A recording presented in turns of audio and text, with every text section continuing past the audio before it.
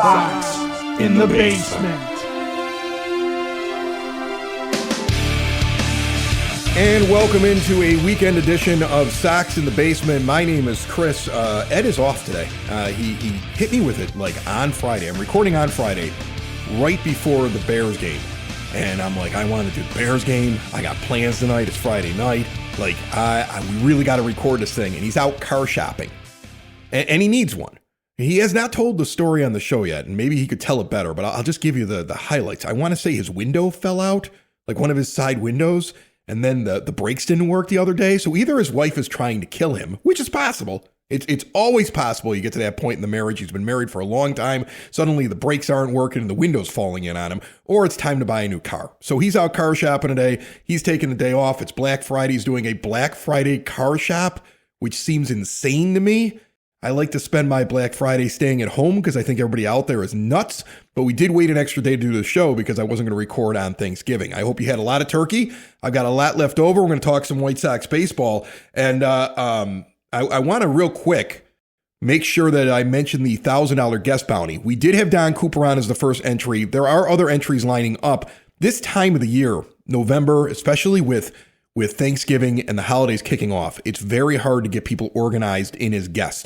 But I expect a lot of them in December, January, February, and the vote then happening in March when spring training is in full effect to find out who brought in the best guest and gets $1,000 from Cork and Carry at the park on the corner of 33rd and Princeton in the shadow of the ballpark, the home of Sox in the Basement.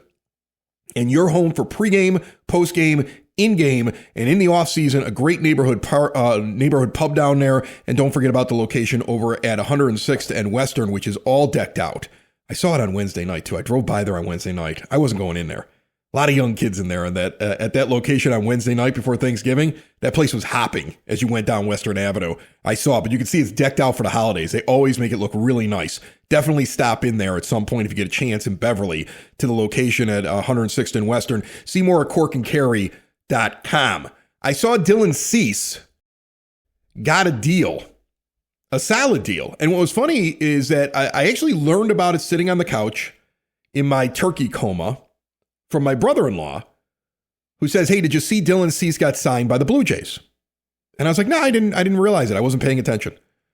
And he goes, "What do you think he got?" He got 7 years. How much money did he get? And I thought about Dylan Cease just for a moment on the couch. I thought about Dylan Cease. I thought about what he brings and what he doesn't bring. And I go $200 million. Actual amount, 210. He was like, wow, you got close on that one. I think it was easy to kind of estimate. When you look at the free agent market right now, especially for pitchers, there's a reason why the White Sox are doing what they're doing. One, their owner is not going to give massive deals and lots of years to pitchers. So it takes all those top tier guys right off the ledger. They're not even options for Chris Getz and the rest of the front office for the White Sox. Two, he's going to keep his payroll low. We talked about it in the last episode. If he has the same payroll this year that he had last year, there's about $21 million in room. If you're lucky and that's really 30, and it should be a lot more. Every time I say this, everybody goes, why are we not spending a lot of money? It's not my fault. I just don't believe the number is that high. And I know that the front office wants to make moves. So I just keep going 30 million. I keep hoping that there's going to be a slight increase and hoping that there's not a decrease. But right now it's about a $21 million difference.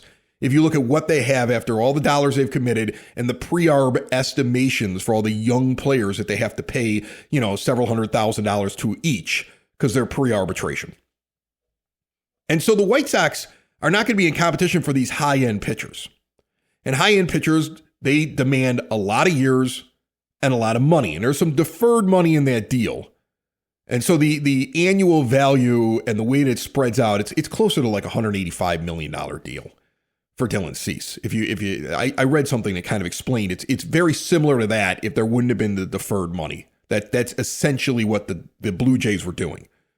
But the reason I was able to come up with that number is because I thought about a Dylan Cease, and I thought about our conversation with Don Cooper, and I thought about the things that Ed and I have talked about on this show, and a lot of fans have reached out through soxinthebasement.com on the contact form or left a voice message, or they get in the comments on YouTube. A lot of people on the YouTube channel will leave a lot of comments. I might get to one today.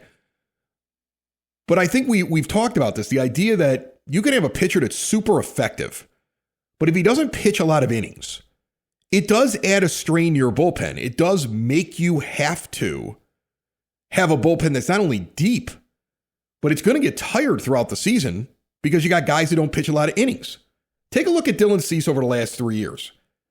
I know what the market says he is. Scott Boras did a great job getting him the money he got and making him the first starting pitcher to get a deal in the offseason before the market really set itself. Very smart to get him signed right away, because if you look at his last 3 years, the middle year, 2024, when he's 28 years old, a 3.47 earned run average and a whip of 1.067. That's stellar. That's incredible. That's an ace. His first year with the Padres, amazing. But look at the 2 bookend years. The last one with the White Sox the year before in 23, and then the one that just finished here when he's 29 years old with the Padres. He's getting 7 years. And it starts when he's 30 years old. So this is the rest of his career. And those back end years, especially for a pitcher, there's no guarantee he makes it that long. So there may be money the Blue Jays are paying him through injury, through age. Arm gets tired. He's not the same guy. There's a risk there. You're really overpaying and giving years you probably wish you didn't have to give. Again, this is why the Sox are trying to develop the top end pitchers. They're hoping the Tanner McDougalls and the Hagen Smiths. They're hoping those guys turn into that and they can have them during their young, controllable years because of the way that the team operates and the owner operates, and also the cost of going out and getting a guy like this. I mean, Framber Valdez is going to make bank in the offseason as a pitcher. We can't even imagine going and getting a player like that. We should be doing it. We are in the 3rd biggest market, but we don't operate that way. And so I get why the front office is doing what they're doing when you look at Dylan Cease's deal. In his year 27, last year with the White Sox in 2023, Cease has a 1.418 walks and hits per innings pitched, his whip. 33 starts, 177 innings. Last year for the Padres, a 4.55 earned run average. The one in 23, he was 4.58. That's not stellar. 32 starts last year for the Padres. A 1.327 whip. That's not great. 2 of his last 3 years, he's putting up 4th or 5th starter numbers. Not ace numbers. Look at the money he got because of the potential. But then look at this stat, and this is why, 1, I didn't say $300 million. But 2, I wouldn't give him 7 years and $200 million. And it's because he had 32 starts and 168 innings pitched in total. 168. That's his lowest total since 2021 in innings that he pitched. And he had 32 or 33 starts in each and every year from 2021 all the way to 2025. That's an average of just over 5 innings pitched per start. I don't think that's good enough. A quality start is 6 innings with 3 or less runs given up. Dylan Cease does not give you very many of those at all. Now, he is a very talented pitcher who writes poems about his slider, and I really enjoyed having him on my team. And in the postseason, when he's on, he's an asset to a team for sure. But in that long 162-game stretch, that's a lot of money for a guy that can't get you to the 6th inning. That's a lot of money. I would prefer that my team, the White Sox, are developing starting pitchers that are going to get quality starts. Like Don Cooper said on this show, like we've talked about before even Coop was on this show. That's always been something we've talked about. I understand that baseball changes. I understand it's new. Like my brother-in-law, we had this conversation after we talked about that contract, and I kind of said these things to him, just discussing stuff, in between the football games yesterday. Don't tell me the NFL is not rigged, man. There are some weird calls all day yesterday. But in between all the rigged calls and the weirdness that is the NFL and pro sports since betting became a thing, we were talking about it, and he's like, it's almost like if this is the type of pitcher everybody wants, you need to have massive bullpens. You've got to have, you have to max out as many as you can in there, because if this is what pitchers are going to do, they're going to get worn out. That's what he was saying. And I was like, that's exactly the problem. If you're a team like the White Sox, under the constraints of your owner, and if you are a front office and you're Brian Bannister and Chris Getz and the rest of the brain trust up there, you got to be looking for guys that are going to go deeper in the games so your bullpen doesn't get destroyed. And a guy like Dylan Cease doesn't fit. That's why whenever Dylan Cease goes out and has success, you should be like, that's great. He's a former White Sox player. I'm happy for him. But you should never feel like regret, like, man, I wish he was still on my team. Because if you had to pay that much money for Dylan Cease to be on your team, there is a detriment to having him on your team. Plus, 2 of the last 3 years, those are not ace numbers. His last year with the Sox and his year that he just finished with the Padres, those are not spectacular numbers. He had a great year in between there. He has the potential to be amazing. When he pitches the contact, like he did in the second to last year with the Sox, his second to last year with the White Sox, he pitched the contact. He went deeper in the games, especially in the second half of that season. That's a much different guy. In that year, in 2022, he had an ERA of 2.20 and a WHIP of 1.109. He was second for the Cy Young. That's his best year. That's his best in how he finished in Cy Young, too, because he finished 4th in Cy Young 2 years ago. It's when he pitches the contact and goes deeper into games. So unless the Blue Jays are going to somehow teach him that and stress that, I don't like that deal. And I think that's why I don't regret not seeing Dylan Cease anymore in a White Sox uniform. You might think I'm wrong. Again, go to soxinthebasement.com. You can leave your comments. You can throw something into the YouTube page. When I looked at that deal, it was very easy to say, this is what I think he got based on the market. And this is why I think it was at that number and not bigger. And it's also not what I would want to spend my money on working within the White Sox budget. For exterior windows, doors, patio doors, and storm doors, look no further than Window and Door Superstore of Oak Forest. No high-pressure sales. They are not in your kitchen. They are not tracking mud in. When there was a blizzard this weekend, as expected, they will not be just bringing in snow and muck to show you an example window. Instead, you go to their showroom on a nice day. Go to their showroom. Hang out with the owner. They got an owner on site. When they do the install, there's an owner in the showroom. You get to see everything in full living color. Every example. There's nothing in a book. We're not looking at pictures here. You're making the right choices. You're making a decision now so you can get those windows put in when you can enjoy them. This is the time to get over there. 40 years they've been doing it this way. In Oak Forest since 1985, all major brands custom made, no stock items for a perfect fit. Window and Door Superstore of Oak Forest is a half block east of 159th and Ridgeland at 6280 159th Street. See more at windowdooroakforest.com. I saw an article from Sports Mockery. We've had them on before. And it was the idea of Adolis Garcia being available from Texas, who'd be a corner outfielder, got a gun for an arm, hits about 25 home runs a year, and he was non-tendered and becomes a free agent. And the connection of Will Venable to Garcia, they've overlapped with each other. So this may be, you've heard Chris Getz say corner outfield, corner infield, relief pitcher, starting pitcher. That was in the general manager meetings and the GM meetings. That was the word. These are things that he mentioned that he may want to upgrade and work on. He's got a roster right now he could walk in with and say, okay, we're just going to see if all these guys develop, but he knows he needs to make changes. And like I said earlier, at least $21 million you would hope available. You don't know if you're going to move Robert and free up more. And I'm really hoping that whenever I look at free agents, I'm trying to work off of $30 million in room because I think it's at least reasonable. Hey, Jerry, these guys have developed. Can I have a few more dollars? I mean, we hear it's fluid, so I'm kind of hoping, and maybe I'm an idiot for hoping for that much from this team and from this owner. Maybe Justin Ishbia is getting in his ear. I mean, he did go see the Pope. He is starting to take like an ownership role. He's been referred to as an owner, even though he's not the majority owner. He knows he's taking over the team. It's probably happening in the next couple of years. I would hope before 2030. So maybe he sits there and goes, look, I'll invest a little bit of money. What do you need? Maybe that's the fluid. Maybe Chris Getz got the number from Jerry and Ishbia goes, look, if you really need somebody, it's going to make a big difference. You just come and find me. I'll write you a check. Because I don't want to watch garbage for a couple of years until I take over this man's team. Maybe that's it. I don't know. Just spitballing here. But Adolis Garcia is an interesting option, and I get the Venable connection. But when I go to Spot Track and I look up what his market value is and what he would likely command, he made $7 million last year. And on the open market, the belief is that he'll get between 12 and 13 in free agency. And when I look at his last couple years, I don't think he's worth that. Remember, you got Benintendi out there for $15 million a year, and I'm not saying that that's too much money. These are normal contracts for outfielders.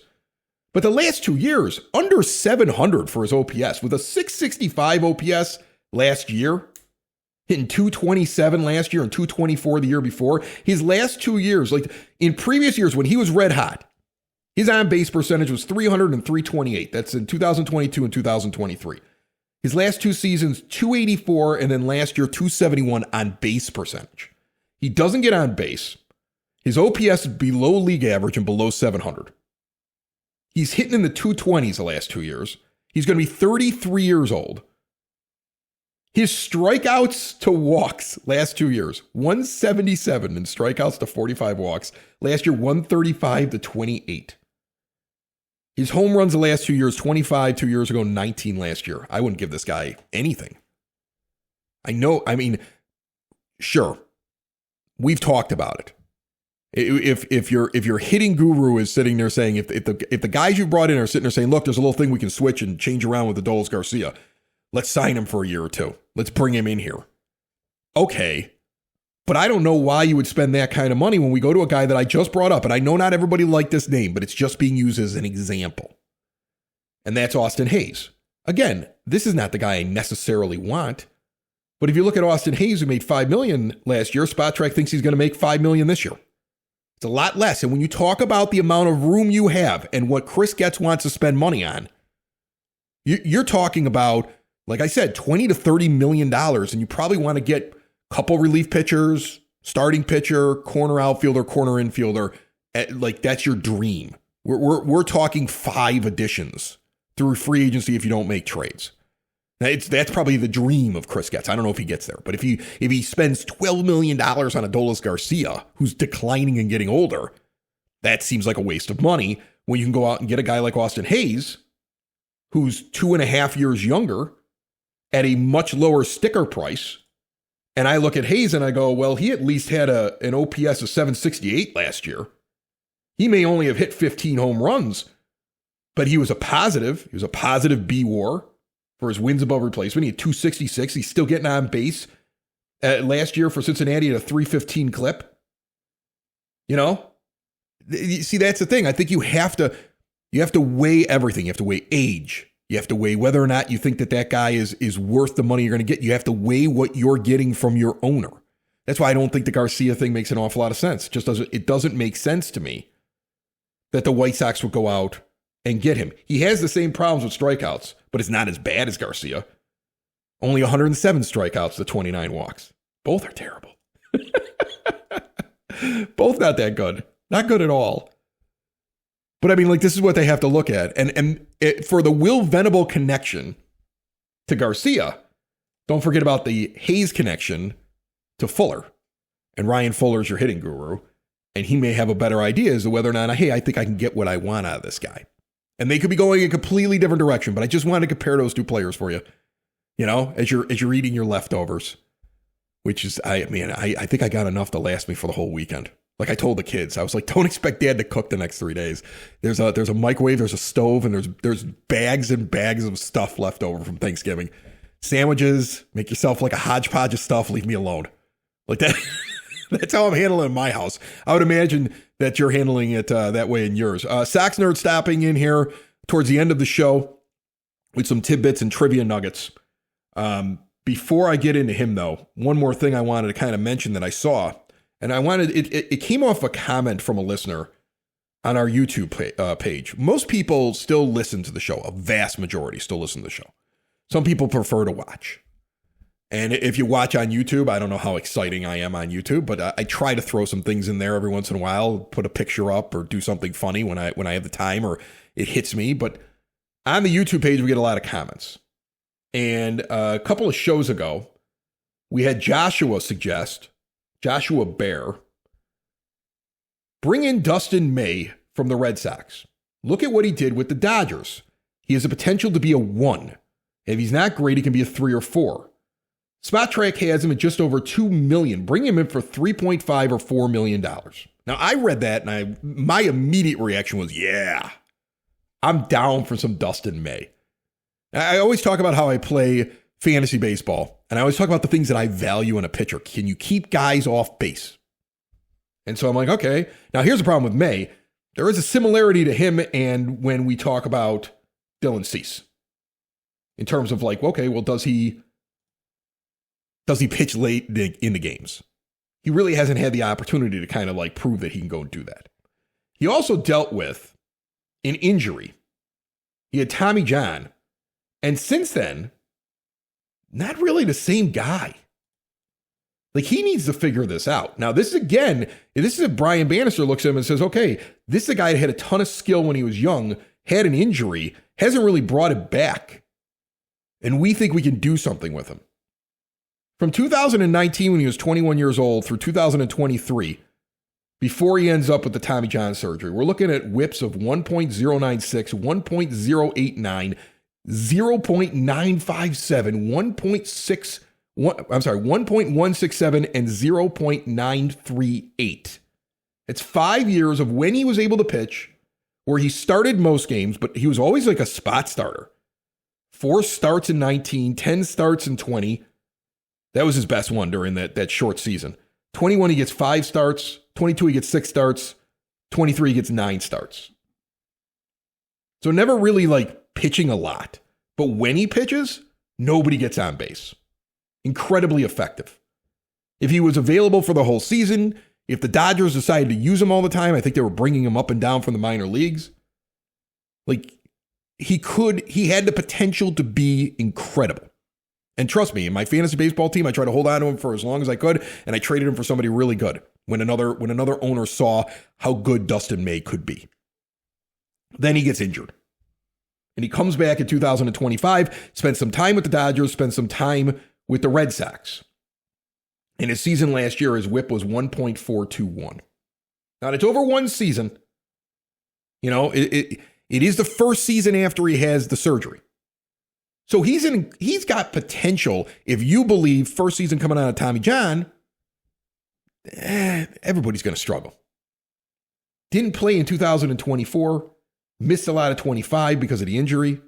Missed a lot of 23 because of the injury. Didn't play in 2024. Doesn't really have a place with the Dodgers. Things don't go well when he first gets there. They're trying to win a championship. They don't have time for him. They move on. He goes to Boston. New place. Could be a guy that just wasn't given a really good opportunity coming off of a surgery, who's a diamond in the rough. And if you and here, I looked up the spot track because I was like, okay, what exactly is he expected to get? Right now, they think his value is $3.8 million. So between 3.5 and 4, as our listener suggested. I mean, I would spend that money on him. I would. If you think you're going to get that guy who's younger and you think he can stay healthy. But that's not a huge investment. Those are the kind of guys they have to look at. My only fear is that not everybody is great after Tommy John. You know, you always remember the guys that go into Tommy John and they come back, it's almost like they're stronger. But it's still not a sure thing. Will he be the same guy? But you got to think that Brian Bannister is at least looking at his film and saying, okay, what made him great? And is that something we can bring back again? And another guy they should be looking at that I noticed on the list, Alex Manoah, who was non-tendered by Atlanta. Remember how bad it was for him at the end with Toronto. And then he goes to the Braves. And now he's out there. And we're talking about a guy that was incredible when his career started, who now is out there and forgotten a little bit. Where in 2022, he's a 6B WAR with a 0.992 whip. All-Star, third in Cy Young, got MVP votes. Just an incredible pitcher. Then he struggles. Do you think that he could get better when he's only going to be 27 next year? Here's the thing. His last, in 2024, he did have 5 starts with a 1.027 whip.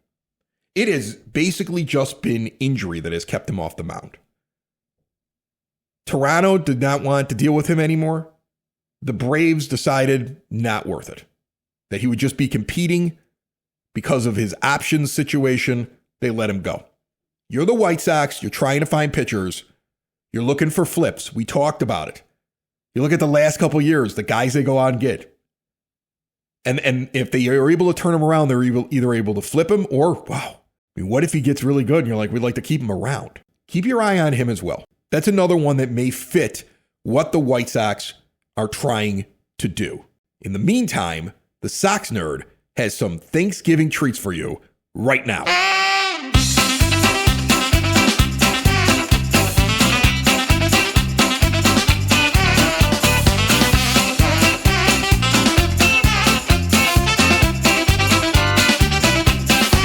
That music means the Sox Nerd, Dave Marin, who puts all those trivia nuggets and tidbits up on the board at the rate, is back again on Sox in the Basement as he is each and every weekend. He told me a story last week that Nancy Faust, we all know her, the incredible organist for decades for the White Sox, who really, she should still be there in my opinion. Nancy listens to the show and mentioned to him when they ran into each other that she cannot get the song out of her head that plays at the end of the Sox in the Basement episodes. And her and her husband were singing it to him. And if you would have told a young Chris Laduti, who used to stand outside of the box that she would play her organ in at the ballpark, just to request a song or wave to her, that one day she'd be a fan of his podcast and listen to it. And she even posted about this, the fact that the song gets into her head. She posted on Twitter or X, whatever you call it, last week. If you would have told me that when I was a kid, I'd been like, that is the coolest thing ever. It's still cool at 48 years old. It really is. Thank you so much, Nancy. But anyway, Nerd ran into her and passed that story. He's brought to you by the Village of Lamont. Want to experience the downtown with real history, great eats and drinks and green spaces filled with adventure? Visit the Village of Lamont. Shop, dine, drink, explore, and see everything they have going on for the holiday season. And check out the Lamont Unlocked podcast with yours truly and the mayor, John Agofsky, out in front of their big giant tree talking about everything that's going on in Lamont this holiday season. See it all at lamontdowntown.com. Nerd, what do you got for me? Chris, let's take a look, Sox Nerd style, at new White Sox pitcher Chris Murphy. Murphy, a left-hander, was acquired from the Boston Red Sox for catcher Ronnie Hernandez on November 18th. The native of Mission Hills, California, had a solid, if not spectacular in parts, 2025 campaign out of the Boston bullpen. Murphy, heading into his age 28 season, was 3-0 with a 3.12 ERA in 23 outings. In 34 2/3 innings, he gave up only 21 hits, but issued an uncomfortably high 30 walks while hitting 5 batters. He struck out 30 with a whip of 1.183.